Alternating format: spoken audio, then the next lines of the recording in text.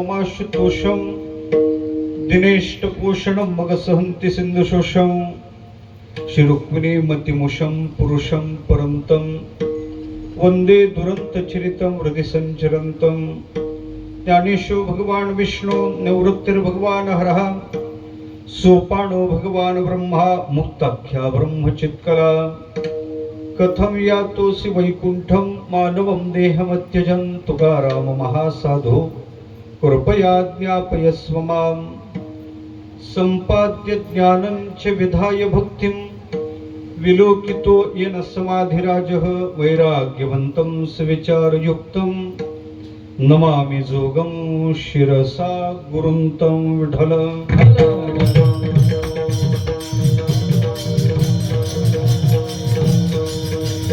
सुंदर ते ध्यान घेऊनी मांडीवरी सुंदर ते ध्यान घेऊनी मांडीवरी कौसल्या जननी गीती गाय सुंदर ते ध्यान नंदाचे अंगणी गोपाळ गवळणी खेळतात ते प्रस्तुत प्राप्तस्थळी प्राप्त संगीत कीर्तन रूपी सेवेकरिता निवडलेला अभंग शांती ब्रह्म पैठण निवासी नाथ बाबा यांचा 4 चरणाचा वारकरी संप्रदायाचं सबंध तत्वज्ञान सांगणारा अभंग आणि विशेषत्वानं ज्या तिन्ही देवतेची आम्ही साधना करतो राम कृष्ण हरी या तिन्ही देवतेचा वास्तव परिचय देणारा विठ्ठल।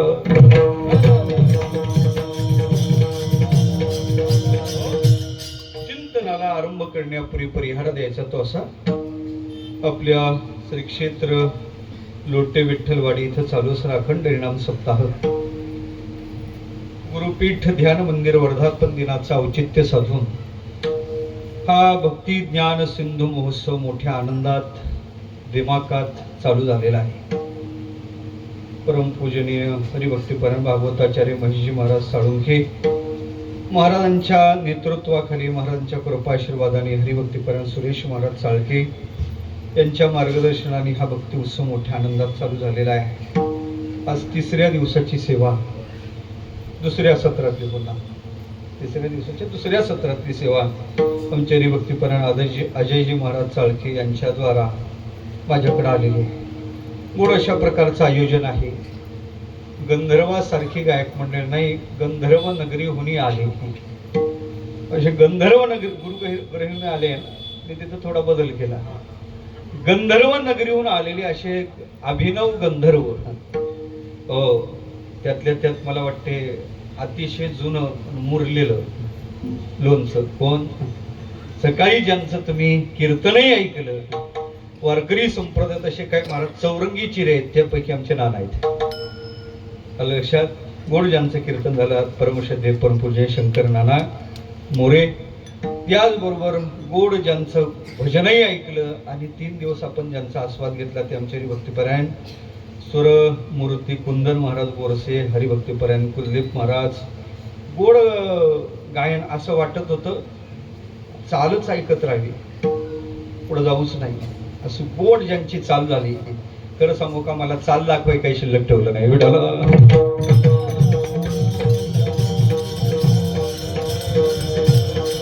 मृदंगाची साथ करणारे हरिभक्तीपरायण आदरणीय नाव सांगा ना मला ओंकार महाराज आणि प्रमोद महाराज परिसरातली सर्व तरुण तरणा भाग्यवंत नटे हरिकीर्तनात तरुण टाळकरी बहुतेक मला वाटते टाळकरी म्हणण्यापेक्षा कीर्तनकारच म्हणतो टाळकरी नाहीतच तशी कीर्तनकारच आहेत कोकणात वैभव हे आहे देवा मी मागे 1-2 वेळा बोलून गेलो का कोकणातला परमार्थ हा तरुण आहे तरुण त्या भक्ती देवीचं चिंतन करते असते कुठं कशी झाली कसं भागवतात चिंतन आलेलं आहे हो क्वचित महाराष्ट्र ते क्वचित महाराष्ट्र आहे ते मला वाटते क्वचित जे महाराष्ट्र आहे ना ते निश्चित कोकणात असलं पाहिजे विठ्ठल।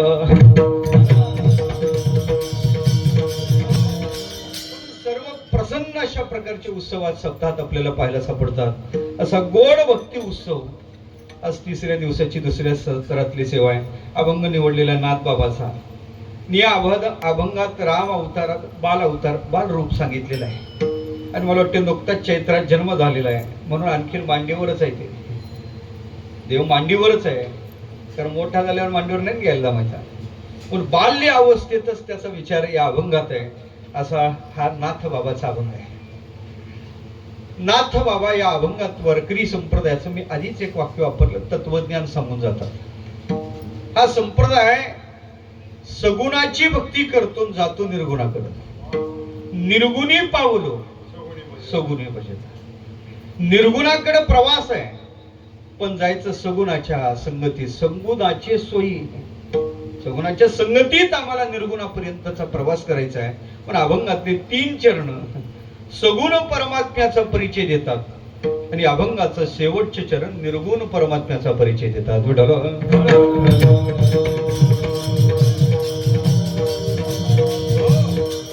या अभंगात वारकरी संप्रदायात देवतेची साधना करते त्या रामाचंही चिंतन आहे.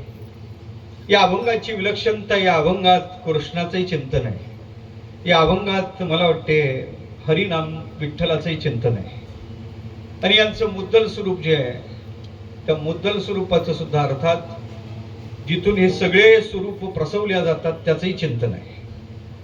या अभंगाची विशेषता अशी आहे, ज्या परमात्म्याचा परिचय दिला त्या परमात्म्याचं नाव या अभंगात कुठंच नाही. पहिल्या चरणात रामाचा परिचय पण रामाचं नाव नाही. दुसऱ्या चरणात कृष्णाचा परिचय पण कृष्णाचं नाव नाही. तिसऱ्या चरणात पंढरीनाथाचा परिचय पण तिथं त्याचं नाव नाही. तर मला वाटते चौथ्या चरणात ज्याचा परिचय त्याला नावच नाही. जनी वनी मनी भरला असे त्याला नावच नाही. पण एकंदरीत असं विलक्षण स्वरूपाचा नाथ बाबाचा अभंग आहे. या अभंगात नाथ बाबा त्या उपास्य परमात्म्याचा आम्हाला परिचय देतात. नाही का आम्हाला परिचय? माझं मत नाही, नाही परिचय. देवाचा परिचय आम्हाला नाही. का नाही म्हणतो तुम्ही देवाचा परिचय? आम्ही देवाला ओळखत नाही का? मूर्ती पुढे आली का देव ओळखतं का नाही? पण आम्हाला जो परिचय तो अपेक्षित आहे, तो परिचय नाही. आम्हाला देवाचा खरा परिचय नाही. का नाही? त्याचं उत्तर देतो. देवाच्या परिचयानं 3 लाभ जीवनात दिसतात. पहिला लाभ आहे ग्रंथीभेद होतो.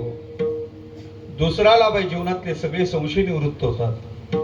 आणि तिसरा लाभ आहे जीवनात दुःख शिल्लक राहत नाही, कर्माचा क्षय होतो. भिद्यते हृदय ग्रंथी छिद्यन्ते सर्व संशया क्षीयन्ते चास्य कर्माणी तस्मिन् दृष्टी परावरे. त्या परावर परमात्म्याच्या दर्शनात, परिचयात हे 3 फल जीवाला प्राप्त होतात. मला वाटते यातलं कोणतंही फल जर आपल्याजवळ नसेल तर निश्चित मला असं वाटते का देवाचा परिचय आम्हाला झाला नाही.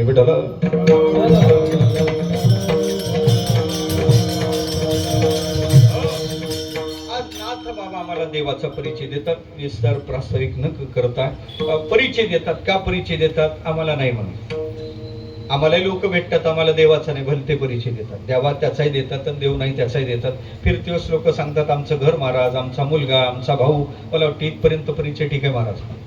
महाराज ही आमची बायको. काही गरज आहे बोला परिचय द्यायचा? बायकोचा परिचय आणि तोही वेगळा, भागात वेगळा. काही भागात सांगतात महाराज ही आमची लक्ष्मी आहे, काही भागात सांगतात महाराज ही आमची मंडळी आहे, काही भागात सांगतात महाराज आमच्या घरचे आहेत. तिकडं तुमच्याकडं मनी बाईसे, मनी खानदेशात गेला ना आता, तिकडे काय मनी बाईसे चोपदार. इकडे मला कोणी दिला आहे? तुमच्याकडे काय म्हणतात? घरवाली. वापरे महाराज ही आमची घरवाली. इकडे नवीन मला परिचय झाला. मी एका घरी गेलो, ती माऊली दूध घेऊन आली. यजमान माझ्या शेजारी बसलेले. त्यांनी त्याच्या बायकोकडे बोट दाखवलं आणि मला विचारलं महाराज हा कोण, तुम्हाला माहित आहेत का? बाबा पहिल्यांदा तुझ्या घरी आलो, माहित असण्याचं कारण काय? त्यांनी त्याच्या बायकोकडे बोट दाखवून मला तिचा परिचय दिला. म्हणे महाराज हे आपलंच बारदान आहे. बायकोचा परिचय आलं का लक्षात? मला वाटते असा परिचय मला कधी झाला नव्हता. नाविन्यपूर्ण परिचय होता. इकडे तिला बारदान म्हणतात, पण याला काय म्हणतात हे कळलं पाहिजे. आपल्याला फिरावं लागते. मी थोडं थांबलो, तिच्याकडे पाहिलं, त्याच्याकडे पाहिलं. मग तिला विचारलं ताई हे तुमचे कोण? आता ती त्याचीच बायको होती, त्याच्या संस्कारात वाढलेली होती. तिने त्याच्याकडे बोट दाखवून मला त्याचा परिचय दिला. म्हणे महाराज हे आमचं ना भंगार आहे. विठ्ठल मला वाटतं देवा या भंगाराचा आणि बारदानाचा परिचय काहीच गरजेचा नाही. जीवनात परिचय व्हावा देवाचा. ऐका का? त्याचं उत्तर ऐका. मानवी जीवन दोन कक्षेत जगल्या जाते. एक जीवन आहे संपन्न जीवन आणि एक जीवन आहे सफल जीवन. संपन्न जीवन त्याला म्हणतात ज्या जीवनात भौतिक सुखाची रेलचेल आहे, गडगंज प्रॉपर्टी आहे. जीवन संपन्न नाही, पण ऐका, जीवन कितीही संपन्न जगा, शेवटी माती खात जावं लागते. सगळ्यात मोठी संपन्नता आहे कोट्यावधी घर काशांत तांब्याची आहेत, शुद्ध कांचनाची 7 कोटी घर आहेत. पण आमची तुकोबा म्हणतात एवढी जरी त्याची संपदा असली तर त्याला कवडी सुद्धा न्यायला जमली नाही.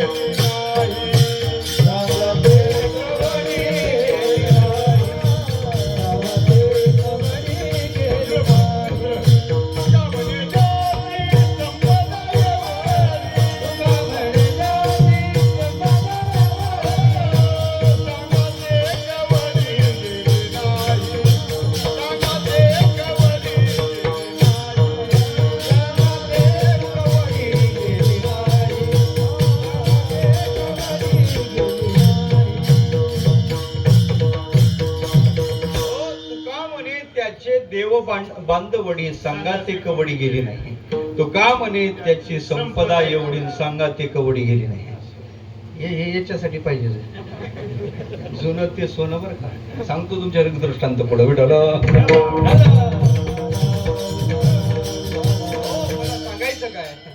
माझा विषय चालला संपन्नता किती असू द्या उपयोग नाही. संपन्न जगण्यापेक्षा सफल जगा. काय ज्ञानोबाराकडे मुक्ताबाई आपलं चरित्र सांगतात. निवृत्ती दादा ज्ञानदादा कोरांड मागतात, सोपान दादा माझा सांभाळ करतात. ही प्रपंचाची अवस्था आहे. पण त्या ज्ञानोबाराला विचार आज तुमची अवस्था काय.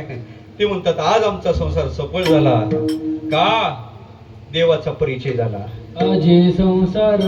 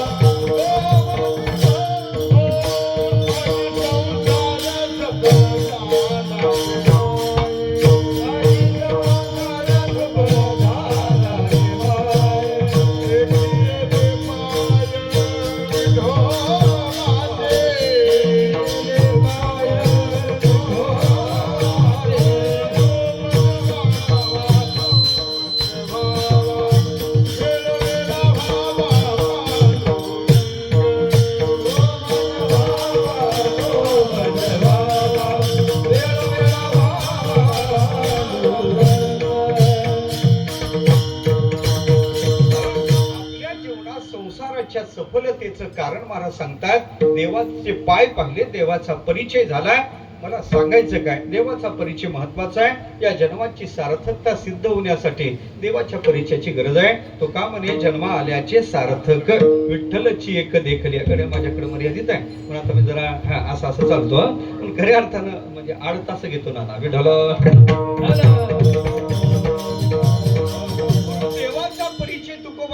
देतात, ग्रंथ आम्हाला तेच देतात. शास्त्र तरी आम्हाला काय करते ते सांगतात. आत्मा वा अरे द्रष्टव्या श्रोतव्या मंतव्या निदिध्यासितव्या. आत्मस्वरूपाच्या संबंधानं केलेलं चिंतन काय, त्याला जाणलं पाहिजे. जाणण्यात आपलं कल्याण आहे. इति कर्तव्यता देवाच्या परिचयात आहे. देवाचा परिचय आपल्या जीवनात करून घेणं अगत्याचं आहे. मग आता तो परिचय काही एका स्वरूपाने दिला नाही. कधी कधी व्यक्तीचा परिचय त्याच्या बोलण्यात होतो, तसा देवाचाही परिचय त्याच्या बोलण्यात होतो. कधी कधी व्यक्तीचा परिचय त्याच्या कार्यात होतो, तसा देवाचाही परिचय त्याच्या कार्यात होतो. कधी कधी व्यक्तीचा परिचय त्याच्या अस्तित्वानं होतो, तसा देवाचाही परिचय त्याच्या अस्तित्वानं होतो. कधी कधी एखाद्या व्यक्तीचा परिचय त्याच्या बायकोन होतो, याचाही परिचय त्याच्या बायकोन संतांनी आम्हाला दिलेलाच आहे. मला सांगायचं हे परिचयाच्या वेगळ्या कक्षा आहेत, पटवून देतो मी तुम्हाला. आणि कधी कधी देवाचा परिचय स्वरूपातून होतो, तोही परिचय आम्हाला संतांनी दिला, मी पटवून देतो तुम्हाला. कधी कधी व्यक्ती बोलला का कळतो का नाही, अहो ना ज्या अर्थी काम बिघडलं ना त्या अर्थी तोच बोलला असला पाहिजे बरं का. कधी कधी बोलणंच मानस जाण्याची, व्यक्ती बोलला का प्रगट होतो. काही खेड्यातली मंडळी कुंभात गेली, 3 भगवे कपडेवाले साधू पाहिले त्यांनी. कोण असतील बरं, त्यांची जात कोणती, साधूची जात विचारू नये, पण कोणाला काय जिज्ञासा निर्माण होईल सांगायला जमत नाही. त्यांची जात कोणती असली पाहिजे. बरं डायरेक्ट कसं विचारायचं, महाराज तुमची जात कोणती आहे. नाही असं करू, त्यांना बोलकं करू. बोलले म्हणजे ते प्रगट होते.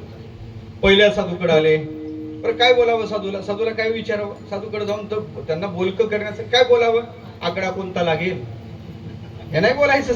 साधूला विचारावं, महाराज माझा उद्धार होईल का हो, देव माझ्यावर कृपा करील का, असं तुम्ही मला संतांनी सांगितलं पाहिजे, माझं चित्त समाधानी केलं पाहिजे. साधूकडे ही विचारणा करावी. पहिल्या साधूकडे आले, हात जोडले, भगवान आम्ही सामान्य संसारी जीव आहे, उद्धाराची अपेक्षा आहे, काही उद्धाराचं नियत साधन आपल्याकडून येईल याच्यासाठी आपल्याकडे आलो, काही उद्धाराचं साधन सांगाल का. पहिला साधू सगदगद झाला. असा प्रश्न विचारणारे बहुतेक भेटत नाही साधूला, भलत विचारणारे भलते भेटतात. अलग अलग.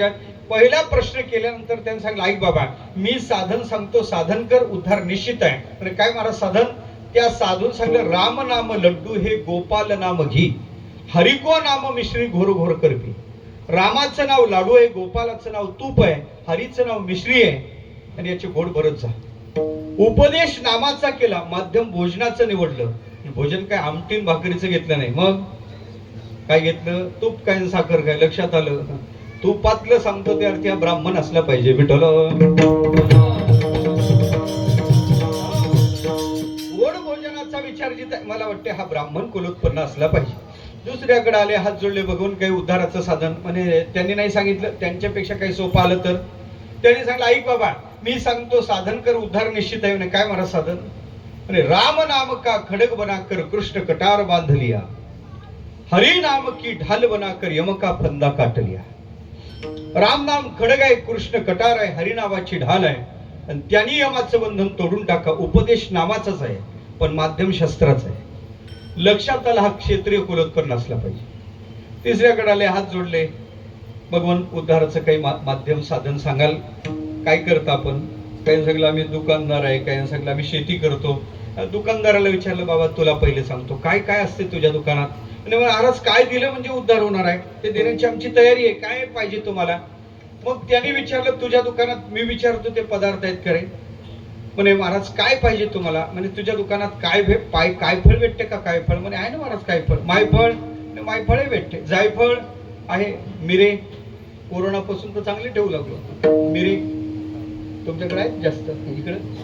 इकडे मिरे जिरे म्हणे आहे. म्हणे मग तुझा उद्धार झाला. म्हणे महाराज दुकानातले साधे पदार्थ विचारताना उद्धार झाला असं काय म्हणता. नाही रे बाबा, तू उद्धारासाठी उपाय विचारला, मी उद्धारासाठी तुझ्या स्थितीतून उपाय कसा आहे ते सांगितलं. तू दुकानदार आहे ना, तू कधीतरी दुकानात जाशील, कधीतरी एखादा गिराईक तुझ्याकडे येईल, काय फळ मागल, दे त्याला काय फळ, त्याला काय फळ दे. पण इकडे लक्ष केंद्रित कर. हे सुद्धा काय, याला काय म्हणतो आपण, याला कायच म्हणतो. हे सुद्धा काय फळच आहे. एखादा तुझ्या दुकानात मायफळ मागाईल, दे त्याला मायफळ. पण याचाच विचार कर, हे काय फळ, हे मायफळ आहे. मायफळ म्हणजे मायेचा परिणाम आहे. मायेचा परिणाम आहे. माया बिंबो वशुकृत्य जसा देव आहे, अविद्या वशकस्तो ज्ञातद् वैचित्र्याद अनेकदा. खऱ्या अर्थानं तो त्याचाच परिणाम आहे. मलिन सत्व प्रधान मायाच्यालाही कारण आहे ना. शुद्ध सत्व प्रधान जशी ईश्वराला कारण आहे, तसं मलिन सत्व मलिन माया त्याला कारणच आहे ना. अविद्या आवश्यक, त्याला अविद्या आवश्यक असतो ज्ञातद् वैचित्र्याद अनेकदा सा कारणं सरिस्यात प्राज्ञस्तत्र अभिमानवान, असं शास्त्राने त्याचं चिंतन केलेलं आहे. माझा विषय चालला म्हणे त्याला मायफळ दे पण लक्ष इकडे केंद्रित कर, हे सुद्धा मायफळच आहे. एखादा तुझ्या दुकानात जायफळ मागेल, दे जायफळ त्याला, पण याचाच विचार कर, हे काय फळ? मायफळ आहे म्हणून ते जायफळ आहे. काय फळ? हे मायेचा परिणाम आहे म्हणून ते जायफळ आहे. म्हणून बाबा तुझं जे मिरे मिरे मी रे मी रे जे चाललं ते एकदा जिरे. मी जे चाललं ना तुझं जिरे, हिंग देव, तुला देवाची प्राप्ती होईल. मला वाटते संतांनी काही वेगळा उपाय सांगितला का? एकदा अहंकार गेला रे गेला, तुका म्हणे देव धारा, तुका म्हणे देव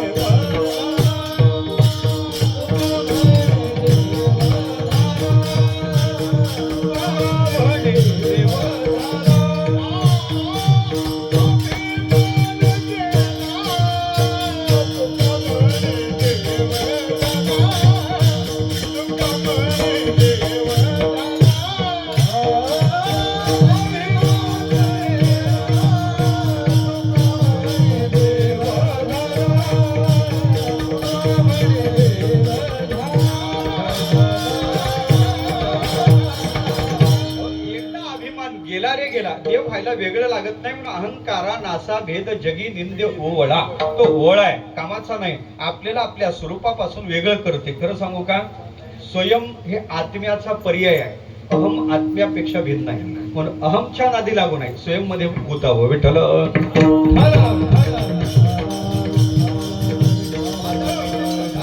उपदेश केला व्यवहाराच्या माध्यमात. दुसरा होता, त्याला सांगितलं बाबा ऐक, या जगताच्या विषयी अशी भावना कर, हे सगळं जगत म्हणजे एक बाजार आहे आणि यातला व्यापारी परमात्मा आहे.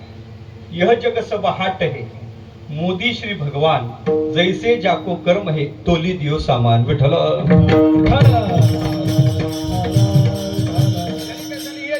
यह जग सब हाट, हे सगळं जग म्हणजे एक बाजार आहे आणि मोदी श्री भगवान. तुम्ही मला साशंक मुद्रेत पाहू नका, बुवा कोणत्या पक्षाचा आहे असा निष्कर्षही काढण्याच्या भानगडीत पडू नका. माझ्या मोदी शब्दाचा अर्थ वेगळा आहे आणि मला वाटते इथं मला मोदी शब्दाचा कोकणात तरी अर्थ सांगण्याची गरज नाही. मोदी शब्दाचा अर्थ तो व्यापारी. आले लक्षात? हे सगळं जगत म्हणजे एक बाजार आहे, यातला व्यापारी कोण आहे? परमात्मा व्यापारी आहे. मोदी श्री भगवान, जैसे जाको कर्म हे तोली दियो सामान. जसं ज्याचं कर्म आहे तसं त्याला फळ देते. याचा अर्थ असा आहे, म्हणून संचित जाणोनी शुद्ध करा, आपलं कर्म शुद्ध करा. उपदेश केला उद्धाराच्या संबंधानं. व्यक्ती बोला, लक्षात आलं, वैश्य कुलोत्पन्न असला पाहिजे. व्यवहाराच्या माध्यमात उपदेश करतो. आपल्या खऱ्या अर्थानं व्यवहाराचाच आपल्या जीवनावर परिणाम होत असतो. म्हणून लक्षात आलं, तसं देव सुद्धा बोलण्यातून कळतो. देव कसा बोलतो? भागवताने नाना 3 विशेषण दिले. मधुरया गिरा, वल्गु वाक्य या आणि बुध मनोज्ञया. देव बोलतो कसा? मधुर या गिरा. देवाचं बोलणं अतिशय मधुर आहे. देव बोलतो कसा? वल्गु वाक्य. थोडक्यात देवाचं बोलणं असते, जास्त पालहाळ नसते त्याच्यात. वल्गु वाक्य आणि बुध मनोज्ञया, बुद्धिवान पुरुषाला सुद्धा विचार करायला लावते, असा देव बोलतात. ज्ञानोबा देवाचा बोलण्यातून परिचय देतात. देव बोलतात कसे? ज्ञानोबा म्हणतात, तैसे वरी वरी पाहता उदासे, आत तरी आती सुरसे, ते वाक्य ऋषी केशे बोलो आदरली. याचा अर्थ असा आहे, देवाचा बोलण्यातून परिचय संतांनी दिला, आम्हाला ग्रंथांनी दिला. देवही बोलण्यातून कळतो. कधी कधी एखादा व्यक्ती त्याच्या अस्तित्वानं कळतो. अस्तित्वानं कळतो का नाही? मागं ते मागं कोरोना आला होता ना, कोरोना आला होता ना इकडं, चांगला होता ना कोरोना. तुम्ही चेहरे काय असे होय नाही नाही नाही, माझ्या बाला हे म्हणू नाही तेही म्हणू नाही. चांगला होता का कोरोना? हा, ऐका ऐका, माझं मत आहे, चांगला होता. काही चांगल्या गोष्टी कोरोनाने शिकवल्या. पहिली चांगली गोष्ट कोरोनाने शिकवली, आपुले कोणीच नव्हती. बरोबर आहे ना? दुसरी चांगली गोष्ट शिकवली, कमी लोकात लग्न होऊ शकते. नवरीच्या बापाचं दिवाळं न काढता लग्न होऊ शकते, कारण कोरोनातल्या लग्नात वरमाय रुसत नव्हती. तिला सांगितलं रुसण्यात वेळ घातला आणि तिकून का गाडी आली तर क्वारंटाईन तुलाच करून देतो. कोरोना काय वाईट नव्हता. कोरोनात ते सुशिक्षित बेकार, एकूण तिकून लग्न जुळतच नव्हतं, त्याने जुळवलं. नवरीच्या बापाने सांगितलं काय हरकत नाही, पोरगी देतो, पण एकही म्हातारं लग्नाला आणायचं नाही. काय सांगितलं त्यांनी? एकही म्हातारं काय करायचं नाही लग्नाला. दुसरी लाट आठवा ना, दुसरी लाट कोणावर होती? म्हाताऱ्या माणसावर सरकारने गाड्या बंद केल्या होत्या का नाही म्हाताऱ्याला, पण हे काही म्हातारा आणायचं नाही, याचं जुळतच नव्हतं. याला आनंद वाटला, डायरेक्ट स्वीट मार्ट मध्ये घेतला, पेढेच घेतले, घ्या पेढे घ्या पेढे घ्या पेढे वाटत घरी आला. खाटीवर आजोबा होते, आजोबाच्या हातावर पेढा टेकवला. बाळा पेढा कशाचा आहे म्हणे, आजोबा माझं लग्न जुळलं म्हणे. बरं झालं, मराही मोकळा झालो. म्हणजे अरे कोरोनात लोक पटापट चालले, माझाही कधी नंबर लागेल सांगायचं मत नाही. चिंता एकच होती, नाताचं तेवढं लग्न राहिलं. एकदा आता उघड्या डोळ्यांनी लग्न पाहिलं, हाताने अक्षदा टाकील, एकदा तुझे बंदे काही ना, मग गेलो तरी काही हरकत म्हणे. आजोबा नाही, काय नाही, लग्नाला यायला जमायचं नाही. का? अहो कोरोना म्हाताऱ्या माणसावर आहे, सरकारनं म्हाताऱ्याला गाड्या बंद केल्या, एकही म्हातारं लग्नाला आणायचं नाही असं नवरीच्या बापाने आत टाकली. आणि तो लहरी स्वभावाचा आहे, तुम्हाला यायला जमायचं नाही. म्हातारं म्हणे मला माहित नाही, येणार म्हणजे येणार. लहरी स्वभावाचं म्हातारही होतं, येणार. अहो जास्त तानाही जमत नव्हतं, कारण 7-12 आणखी त्यांना त्याच्याच नावे ठेवलं होतं म्हाताऱ्यानं, इतकं हुशार म्हातार होतं. आता काय करावं, मोठा प्रश्न पडला. शेवटी मित्राला सांगू लागला, मित्रांनी समजून सांगितलं, म्हातारा ऐकायला तयार नाही. म्हणे आजोबा तुम्ही दिसले तर लग्न नाही होणार. म्हातारा म्हणे दिसू नये अशी व्यवस्था करा. लग्नाचा दिवस उजडला, वराड निघलं, तरुण गाडीत बसले, डीजे गाडीत टाकला. डीजेवर नाचायला बॉक्स लागतात, बॉक्स लागतात ना डीजेवर नाचायला, हे नाही म्हणत मी बॉक्स, दुसरे बॉक्स लागतात. कोणते नाहीत का तुमच्याकडे? असतात ना, असतात ना, तेच म्हणलं. कोणते? बिस्लरी नाही, कोण बिस्लरी म्हणलं? बिस्लरीचे नाही, दुसऱ्याच बॉटलचे बॉक्स असतात. ते गाडीत बॉक्स टाकले, म्हातारं मागं लागलं. शेवटी ऐकलं नाही, पोत्यात गुंडाळलं, म्हातारे आत टाकलं. पोत्यात गुंडाळून म्हातारे आत टाकलं. ऐका, म्हातारा आत टाकलं, आता काय नाही, पोत्यात गुंडाळून टाकलं. बॉक्स मध्ये ते ठेवलेलंच होतं, त्याच्यासाठी म्हातारा येतो म्हणत होतं. तिकडे गेल्यानंतर झालं असं, ऐका, डीजे खाली उतरला, तरुण खाली उतरले, बॉक्स खाली उतरले, बॉक्स कोपऱ्यात गेले, तरुण तर होऊन आले. डीजे चालू झाला आणि ते तरुण नाचू लागले आणि म्हातारं पोत्यातच नाचू लागलं. इथे एक बॉटलची व्यवस्था होती ना, म्हातारं पोत्यातच नाचू लागलं. शेवटी तिकडल्या एकाने पाहिलं, सगळे पेताळ दिसतात. नवरीच्या बापाच्या कानावर तो बातमी टाकायला गेला, तो हलक्या कानाचाच होता. अवने सगळे पेताळाने अशा घरी पोरगी देते का, मग लग्न मोडा. कस काय मोडा? वराड आलं, कस काय मोडा म्हणे, अशी आत टाका जेणेकरून त्यांना मंजूर होणार नाही. कुठे वराड म्हणे, नदीच्या पलीकडे जानोशावर वराड उतरले. वराड उतरते आमच्याकडे, त्याला जानोसा म्हणतात, बरोबर आहे? तिकडे काय जानोसाच म्हणतो. जानोशावर वराड उतरलं, नदीच्या अलीकडे मंडप आहे. त्यांना सांगा आमच्या गावची रीत आहे, पद्धत अशी आहे, लग्न मंडपात यायचं झालं तर आमच्या गावची नदी गावरान तोपानं वाहती करून द्यावी लागते, तरच लग्न होते, नाही तर लग्न मोडलं समजा. निरप्यानं निरोप येऊन नवरदेवाला सांगितलं, त्याची तो उतरली बुवा. त्याच्यासोबत 4-2 असतात, काय म्हणतात तुमच्याकडे त्याला? नवरदेवासोबत असतात 4-2 जण. हा, 4-2 दोघं जण असतात नवरदेवाच्या सोबत. हा, काही भागात कलवरे म्हणतात त्याला, काही भागात लांडगे म्हणतात. लांडगे मला ते सांगायचं आहे, ते मराठवाड्यात लांडगे म्हणतात. सकोने काही भागात, सकोने, अलग लक्षात. पण अशी वेगवेगळे नाव आहेत.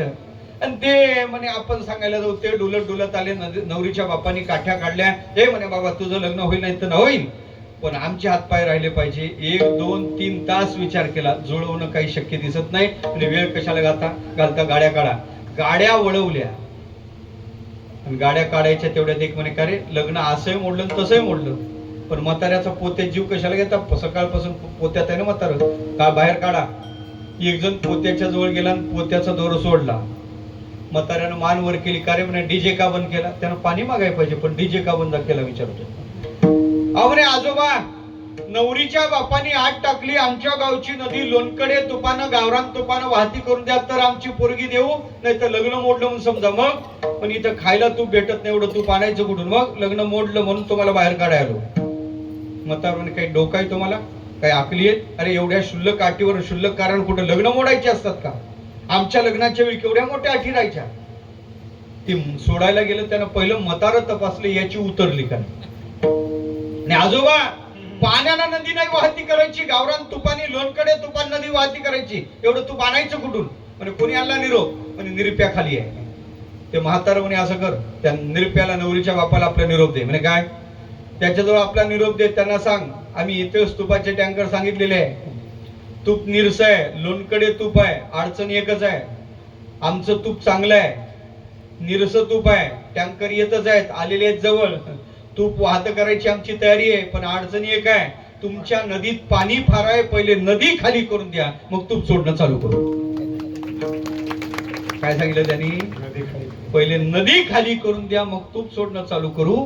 ते नवरीचा बाप त्या निरप्याकडे पाहतच राहिला. म्हणे का रे बाबा, तुम्ही शोध घेतला त्यात एकही म्हातारा नाही? हो म्हणे, पाहिलं एकही म्हातारा नाही. म्हणे नाही, तुम्ही व्यवस्थित शोध घेतला नाही, त्यात एक तरी म्हातारा आहे, एक तरी. पण हे तुम्ही कशावर म्हणता? त्यांनी दिलेलं उत्तर त्यांना फार महत्वाचं आहे. त्याचं उत्तर महत्वाचं आहे. तो म्हणे उन्हानं पिकले त्याची बुद्धी एवढी चालत नाही, अनुभवानच पिकलेला पाहिजे. मग अनुभवानच पिकलेला पाहिजे म्हणल्यानंतर शोध घ्या. मग शोध घेतल्यानंतर पोत्यात सापडलं. कोण सापडलं? म्हातारं सापडलं. कशा सापडलं? पोत्यात. आता माझा प्रश्न तुम्हाला असा आहे, म्हाताऱ्याचा परिचय झाला, पण कशानं झाला हो? त्याच्या अस्तित्वानं झाला. कधी कधी व्यक्तीचा परिचय त्याच्या अस्तित्वानं होतो, तसा कधी कधी देवाचाही परिचय त्याच्या अस्तित्वानं होतो. देवा आपल्या जायचा विषय तिकडे चाललेला आहे. आम्हाला संतांनी तोही परिचय दिला. जिथं दया आहे, जिथं क्षमा आहे, तिथं शांती आहे, तिथं निश्चित देवाची वस्ती आहे. दया क्षमा शांती तेथे देवाची वस्ती.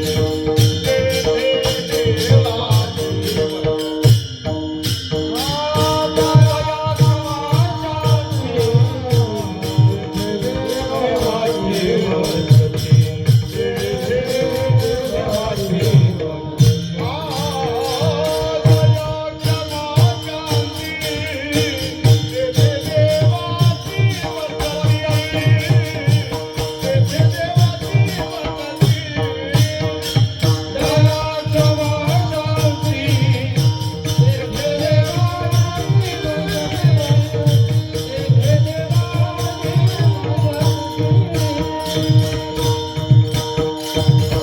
देवाची शांती तेथे देवाची वसती. घरोघरी झाला लक्ष्मीचा वास, दैन्य दारिद्र्याचा त्रास आला. हो, देवाला घरा, नंदाच्या गावा, धन्य त्याच्या देवाला देवाले. हे परिचय देवाच्या अस्तित्वाचा आहे. श्रेयत इंदिरा, इंदिरा तिथं आली याचा अर्थ असा आहे, लक्ष्मी तिथं आली, देव आहे. देवाच्या अस्तित्वाचा परिचय. देवा हे देव कितीतरी अभंग आहेत. माझा विषय चालला. कधी कधी अस्तित्वानं परिचय होतो, कधी कार्यावर होतो. कार्यानं मला वाटतं आता झालं जन्माचं कीर्तन, मला काही सांगण्याची गरज नाही. असा वेगळा परिचय देवाचा होतो. आजही नाथ बाबा आम्हाला त्या देवाचाच परिचय देतात. आजही त्या देवाचा परिचय, पण वेगळ्या अंगाने. कधी कधी देवाचाही परिचय होतो, त्याच्या कर्तृत्वानं होतो. कधी बायकोनही होतो. कधी कधी एखाद्या व्यक्तीचा परिचय त्याच्या कर्तृत्वानं. हो, हे कोण 4 दिवसापासून टीव्हीला बातमी झळकत आहे, हेच ते बरं का. हे कोण? म्हणे आपल्या गावातले अमुक रस्ते आहेत ना, त्यांचे चिरंजीव आहे. म्हणजे बापाच्या कर्तृत्वानं पोराचा परिचय, त्याच्याही खालचा परिचय. हे कोण? म्हणे आपल्या गावातले अमुक रस्ते नाही का, त्यांचे जावई आहे. म्हणजे याच्या घरातच कोणी कर्तृत्ववान नाही, सासरवाडीकडून याचा परिचय द्यावा लागतो. आणि त्याच्याही खालचा परिचय कोणता? हे कोण? म्हणे आपल्या गावातली अमुक बाई आहे ना, तिचा हा नवरा आहे. म्हणजे तिला अख्खं गाव ओळखते, या भोप्याला कोणीच ओळखत नाही. बायकून नवऱ्याचा परिचय हा कनिष्ठाती कनिष्ठ परिचय आहे. पण देवाचा परिचय देते वेळेस संतांनी आम्हाला तोही परिचय दिला. आम्ही ज्याला चित्तात धारण केलं, कोण आहे माहिती आहे तुम्हाला? तो रुक्मिणीचा पती आहे, रुक्मिणीचा पती. अलग लक्षात? हाही देवाचा परिचय संतांनी दिलाय. आज तू नाथ बाबा आम्हाला विलक्षणतेनं देवाचा परिचय देतात. अभंगाच्या पहिल्या 3 चरणात देवाच्या रूपाचा परिचय देतात आणि अभंगाच्या शेवटच्या चरणात नाथ बाबा देवाच्या स्वरूपाचा परिचय देतात. अभंगातल्या पहिल्या 3 चरणात नाथ बाबा देवाचा स्थूल परिचय देतात आणि अभंगाच्या शेवटच्या चरणात नाथ बाबा देवाचा सूक्ष्म परिचय देतात. अभंगातल्या पहिल्या 3 चरणात नाथ बाबा देवाच्या स्वभावाचा परिचय देतात, नाही का? अभंगाच्या शेवटच्या चरणात नाथ बाबा देवाच्या स्वभावाचा परिचय देतात. अभंगातल्या पहिल्या 3 चरणात नाथ बाबा देवाचा तटस्थ परिचय देतात आणि अभंगाच्या शेवटच्या चरणात नाथ बाबा त्या देवाचा स्वरूपगत परिचय देतात.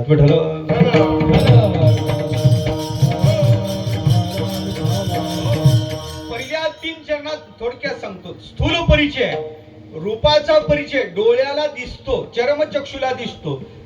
कौशल्यानं त्याला मांडीवर घेतला आणि अंगाई गीत गाताय. डोळ्याला दिसते का नाही? दिसते. याचा अर्थ असा आहे रूपाचा परिचय. त्यानं रूप धारण करून आला नाही तर रूपाचा परिचय आणला आणि याला रूपाबळे काही असो, माझा माझा विषय एवढा आहे, त्यानं रूप धारण केलं म्हणजे त्याच्या रूपाचा परिचय. नंदाच्या अंगणात खेळत आहे, निरूप आरूप परमात्मा नाही खेळू शकत, त्याला रूप धारण करून यावं लागलं, रूपाचा परिचय. चंद्रभागेच्या काठावर उभा आहे, रूपाचा परिचय, रूपाचा परिचय. हो, 3 चरणातला रूपाचा परिचय आहे, पण मला वाटतं शेवटच्या चरणातला स्वरूपाचा परिचय. व्यापक सांगलं, जनी वनी मनी भरला न व्यापित्वात देशतंतो नित्यत्वात नापिकालतः न वस्तुतोपि सर्वात्म्याद अनंतम ब्रह्मणी त्रिधा. त्याचं अनंतत्व सांगते शास्त्राने आपल्याला असं सांगितलं, न व्यापित्वात देशता अंतः. देशता अंत, व्यापी असल्या कारण देशता अंत त्याचा होत नाही, नित्य असल्यामुळे कालतः अंत नाही, आणि सर्वांचाच आत्मा आहे. त्याच्यामुळे खऱ्या अर्थानं पाहायचं झालं, वस्तुतः सुद्धा त्याचा अंत नाही. न व्यापित्वात देशतंतो नित्यत्वात नापिकालतः न वस्तुतोपि सर्वात्म्या दानंत्यम ब्रह्मणी त्रिधा.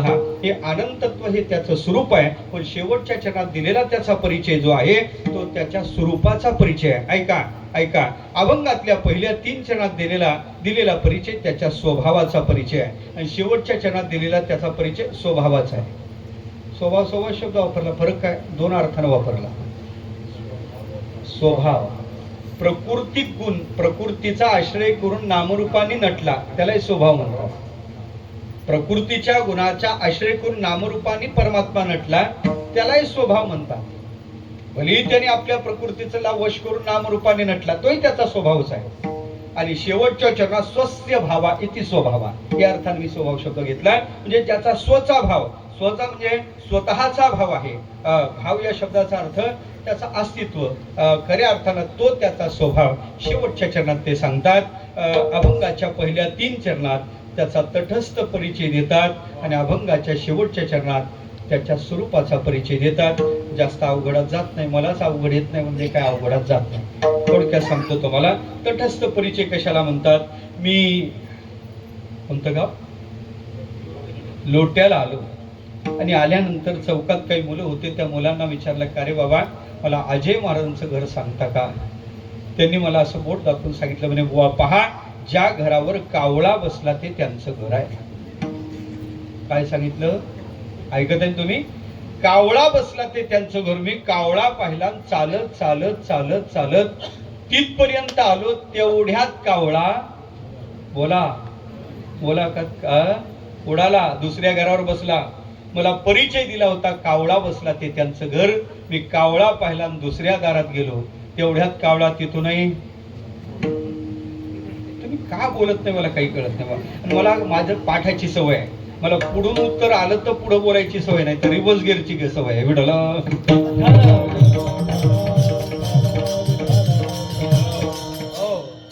कावळा तिथूनही उडाला.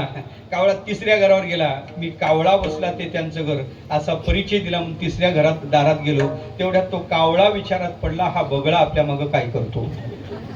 मी अख्खं गाव फिरलो, मला घर सापडलं नाही. मी पुन्हा चौकात आलो, आणि चौकात आल्यानंतर त्यांना विचारलं, बाबा मला अमुक अजय महाराजांचं घर सांगता का. म्हणजे तुम्हाला आता सांगितलं बुवा, कळत नाही, आता सांगितलं होतं. अरे म्हणलं कावळा गावभर फिरला, कोणतं घर समजू. म्हणे बुवा ज्यावेळेस अंगुली निर्देश करून सांगितलं होतं त्यावेळेस कावळा ज्या घरावर होता ते त्यांचं घर आहे. म्हणजे जो परिचय कधी असतो आणि कधी नसतो आणि अन्यापासून त्यांना वेगळं करतो त्याला तटस्थ परिचय म्हणा. आता मी म्हणलं नेमकं सांगशील का. मग त्यांनी मला बोट दाखवून सांगलं, म्हणे बुवा पहा, ज्या घराला भगवा रंग आहे ते त्यांचं घर आहे. मी रंग पाहिला, चालत चालत दारापर्यंत आलो, तेवढ्यात घराचा रंग बदलला नाही. इतक्या लवकर रंग बदलू नका. रंग बदलला नाही, रंग घराच्या स्वरूपाच्या अंतर्गत आहे. मला घर सापडलं, माझा दृष्टांत संपला. रंग घराच्या स्वरूपात, मी व्यक्तीच्या म्हणलं घराच्या स्वरूपाच्या अंतर्गत आहे. मला घर सापडलं, दृष्टांत संपला. या अभंगात आता मी अभंगासाठी सांगितलेलं आहे. या अभंगातल्या पहिल्या 3 चरणात कावळा बसला ते त्यांचं घर असाच परिचय आहे. आता तो कौशल्याच्या मांडीवर आहे, पण अखंड कौशल्याच्या मांडीवर आहे का. नाही. कौशल्याच्या मांडीवर जर असता तर खरं दूषणाचा घेणं मी प्राण शक्य झालं असतं का. मारी नको बुद्धी, 2 जण त्यांना मारायचं, त्याच्यानंतर अनिरे धनुष्य मारी न रावणा, हे शक्य झालं असतं का. याचा अर्थ असा आहे, अखंड कौशल्याच्या मांडीवर तो नाही, हा त्याचा तटस्थ परिचय आहे. दुसऱ्या चरणात या. दुसऱ्या चरणात तो नंदाच्या अंगणात खेळत आहे. आता नंदाच्या अंगणात खेळत आहे हो, पण अखंड नंदाच्या अंगणात खेळण्यातच वेळ घातला का? नाही. हे सोंग सारिले या रूपे अनंते, पुढेही बहुत करणे आहे. आहे तुका म्हणे धर्म संस्थापने, केला नारायणे अवतार. पुढचे त्याला धर्म संस्थापना दृश्य कार्य होतं. पण सांगायचं काय, हाही त्याचा तटस्थ परिचय आहे. आणि तिसऱ्या चरणात या. तो नंदा आपलं पंढरपूरला चंद्रभागेच्या तटाकावर, भीमेच्या काठावर चंद्रभागेच्या तटाकावर विटेवर उभा आहे. तो अखंड विटेवरच उभा आहे का? अखंड विटेवर उभा आहे का? कधीतरी तो तिथून गेला असेल का? नाही. सांगू का तुम्हाला? वचन करा विठ्ठल.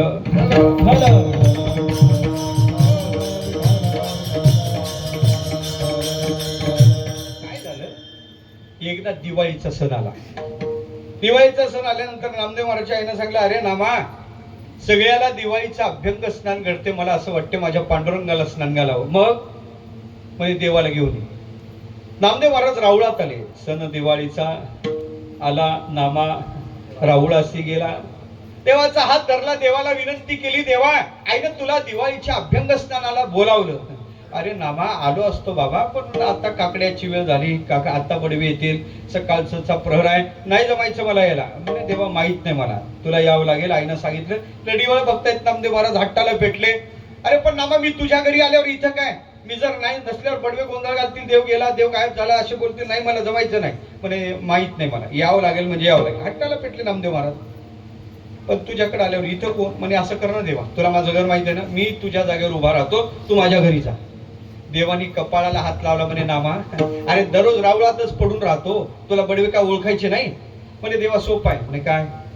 तू आपल्या भक्ताला आपल्या मुक्त्या देतो का नाही?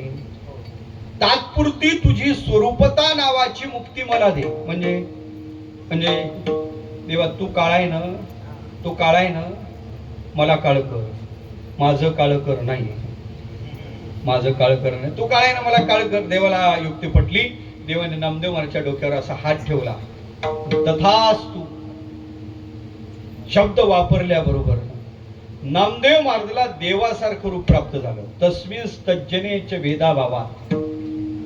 ब्रह्मसूत्र बोलते अविभागेन दृष्टत्वात. देवासारखं रूप त्यांना प्राप्त झालं. नामदेव महाराज देवासारखी दिसू लागले. देव आपलं रूप देतो बरं का, पण 4 गोष्टी कधी देत नाही. 4 गोष्टीत भेद असतो. जाता जाता आलं उघानं म्हणून सांगतो. श्रीवत्सलांचन देव कधी देत नाही. म्हणून हृदय श्रीवत्सलांचन, विष्णुदास नामा येणे श्रीवत्सलांचन देत नाही. ऐका, दुसरं देत नाही. काय? जगत कर्तृत्व देत नाही. तिसरं लक्ष्मी पतित्व देत नाही. नाही देत. देव भक्ताला या गोष्टी देत नाही. या गोष्टी बघवा, एवढा भेद त्याच्यात राहते. कोणात? देवानी जरी स्वरूपता मुक्ती दिली तरी एवढा भेद त्याच्यात राहते. पण श्रीवत्सलांचन नाही, लक्ष्मी पतित्व नाही, जगत कर्तृत्व नाही, ह्या गोष्टी देव त्याला देत नाही. मला सांगायचं काय? आणि कौस्तुभ देत नाही म्हणतात. कौस्तुभ देत नाही. 4 गोष्टी सांगितल्या मी. त्या 4 गोष्टी देव कधीच देत नाही. जरी आपण स्वरूपता मुक्तीला, द्वैती मतात त्याचा विचार आहे, आपण त्याला त्याच्या स्वरूपाला मागून घेतलं तरी हे देव त्याला देत नाही. विषय एवढा चालला. नामदेव महाराजांना देवासारखं रूप प्राप्त झालं. नामदेव महाराज, ए देवा ये खाली, ये खाली. नामदेव महाराजांनी देव सारखे दिसू लागले. नामदेव महाराज वेटेवर उभे झाले. म्हणजे नामा असं जमायचं नाही, कसं उभं राहून. त्याला विशिष्ट पोझिशन, विशिष्ट ऍक्शन आहे. पायजोड, पायजोड, समोच्चरण, पायजोड. हात घे कमरेवर. हात कमरेवर घेतले. म्हणे देवा, जास्त वेळ लावू नको बाबा, स्नान करून ताबडतोब इकडे, काम पडलं तर फराळाचं मी नंतर घेऊन येतो. तू खात बसशील, आम्हाला इतकं वेळ असं उभं राहण्याची सवय नाही. काय खाजल कुठं खाजल सांगायला जमत नाही. लवकर तू ये देवा. आणि असं म्हणल्यानंतर झालं असं, नामदेव महाराज रूपी देव विटेवर उभे झाले. ऐका, पडवे आलेले, हातात काकडा आहे. सकाळी सकाळी काकडा झाला. उठा पांडुरंगा, आता दर्शन द्या. सगळा काकडा आटोपला. गरम पाणी आणलेलं आहे, थंड पाणी आणलेलं आहे, दही दूध आणलेलं आहे. गरम पाणी देवाच्या डोक्यावर टाकलं, काही परिणाम नाही. नामदेव महाराज रूपी देवाच्या डोक्यावर टाकलं, काही नाही. देवाने सांगितलं होतं, नामा बडवे येतील, गरम पाणी आणतील, थंड पाणी आणतील, दही दूध आणतील. नामा, गरम पाणी टाकलं तरी काही म्हणायचं नाही, थंड पाणी टाकलं तरी काही म्हणायचं नाही, दही दूध टाकलं नाका तोंडात डोळ्यात गेलं तरी तर लोक देव म्हणतात. नाही तर इतकं सोपं आहे का देव म्हणायला? हा नामा, स्नान करता करता 1.25 किलो लोण्याचा गोळा बडवे माझ्या तोंडाजवळ धरतात, फक्त पाहायचा. आलं का लक्षात तुमच्या? नामदेव महाराज रे देवा दररोज असतो रावळा जा. शेवटी ते झालं तसं, गरम पाणी थंड पाणी टाकलं परिणाम नाही, दही दूध टाकलं काही परिणाम नाही. बडव्यांनी 1.25 किलो लोण्याचा भुकाळू देवाच्या तोंडाजवळ असा तो गोळा धरलेला आहे. हातात आरती घेतली, देवाला विनंती करतात, देवा प्रसाद ग्रहण करा. ऐका, डोळे लावून विनंती चालू आहे, येऊ नाही. पण सहज जीभ बाहेर आली. जीभ काय झाली? बाहेर आली. त्या जिभेला नवनीताचा स्पर्श झाला आणि मग नामदेव महाराज विचारात पडले, हात पदार्थ आपल्या पाहण्यातही नाही खाण्यातही नाही बुवा. बरं, देवानी खाऊ नको म्हणून सांगितलं, चव घेऊ नको म्हणून थोडी सांगितलं. बरे, चव घेऊन पाहिला काय हरकत आहे? पाहता काय? बडव्याचे डोळे लागले. एक घास खायला काय हरकत आहे? एक घास तोडला, जीभ तापली होती, नॉनस्टॉप लोणी पोटात गेलं. आणि आणखीन एक घास खायला काय हरकत आहे? असं घासवार अर्धा किलो लोणी आतल्या आतच ओढून घेतलं. अर्ध लोणी संपलं. पुन्हा जिभेला न जातू काम कामाणा उपभोगी न शाम्यते. ती जीभ बाहेर आली, त्या जिभेचा उष्ण स्पर्श बडव्याच्या हाताला झाला. बडव्यानी डोळे उघडले, पाहतात तर काय हातातलं लोणी अर्ध झालं, देवाच्या तोंडाला लोणी लागलं. देवाने लोणी खाल्ले, बडव्यांच्या लक्षात आलं. पण ऐका, देवानं लोणी खाल्लं याचा आनंद त्यांना झाला नाही. ते विचारात पडले, यानं जर लोणी खाणं चालू केलं तर उद्यापासून आपलं कसं? विठ्ठल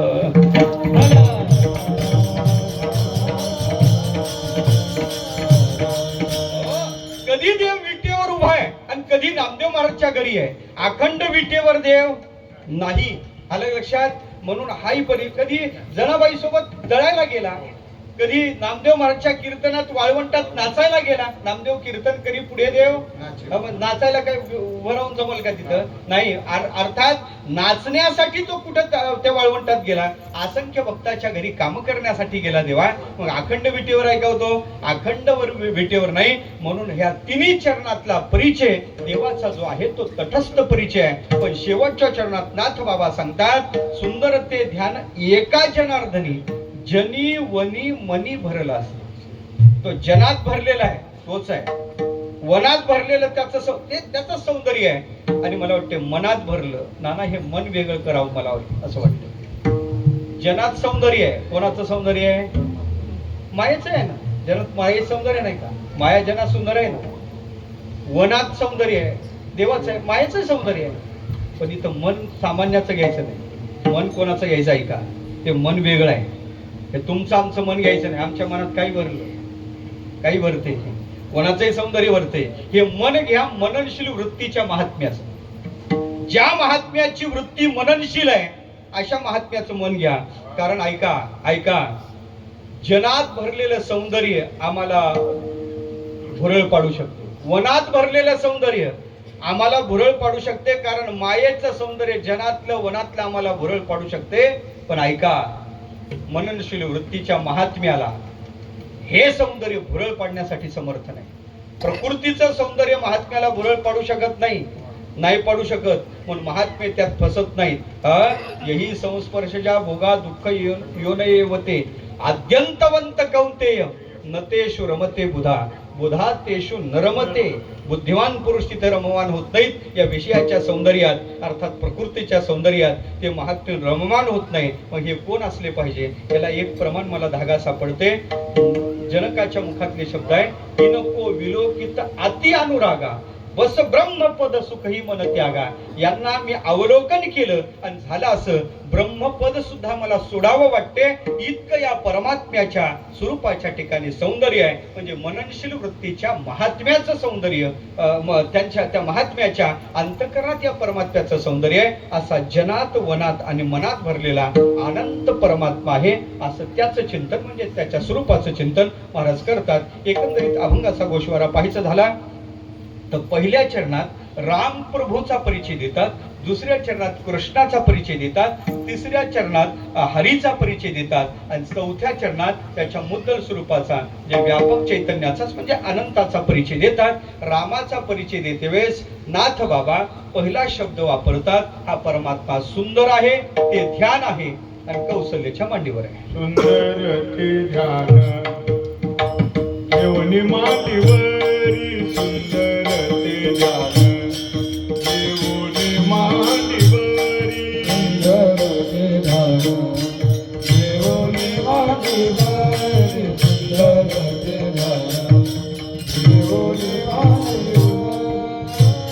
कौसल्या जननी गीती गाय कौसल्या जननी गीती गाय सुंदर ते ध्यान नंदाच्या अंगणी सुंदर ते ध्यान नंदाच्या अंगणी कौसल्या जननी गीती गाय कौसल्या जननी गीती गाय सुंदर ते ध्यान नंदाच्या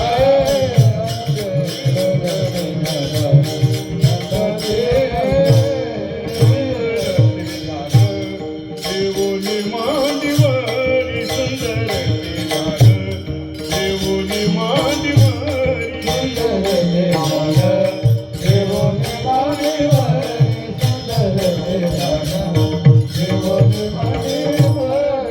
कौसल्या जननी गीती गात कौसल्या जननी गीती गात सुंदर ते ध्यान नंदाच्या अंगणी सुंदर ते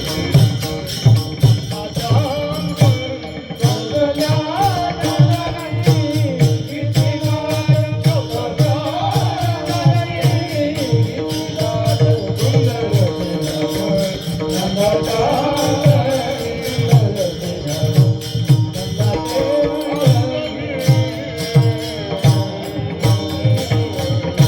अभंगाच्या पहिल्या क्षणात राम अवताराचा परिचय देतात. कौशल्यानं ज्याला मांडीवर घालून अंगाई गीत कौशल्या माता ज्याच्यासाठी गाते. ऐका, या अभंगाचा एकंदरीत विचार करायचा झाला, मी काय घड्या मर्यादितच आहे आपल्याकडं, हे सगळा गोषवारा करून अभंग सांगत आहे. पूर्ण नाही होणार, मी तसं एकच चरण सोडतो ना, बाकीचं सोडतो. कशाला सोडतो हा? सगळे घेतो मला पुढलं नेहमी असंच करतो. आत्ताशी कुठेतरी कोंबड्या पुढलं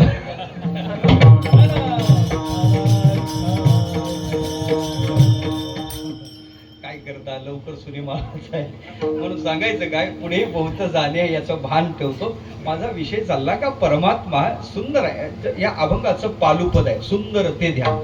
प्रत्येक अभंग चरणाचा सुरुवात पहा, सुंदर ते ध्यान, सुंदर ते ध्यान, सुंदर ते ध्यान, सुंदर ते ध्यान. हो, कौशल्यानं ज्याला मांडीवर घेतलं तो सुंदर आहे. ऐका, कोणाही कौशल्या थोडक्यात सांगतो. राम अवताराची जी प्रयोजन आहे त्याचे काही वेगवेगळे प्रयोजन आहेत. नारदाचा शाप झाला, आता काही कथा सांगत नाही म्हणून राम अवतार झाला.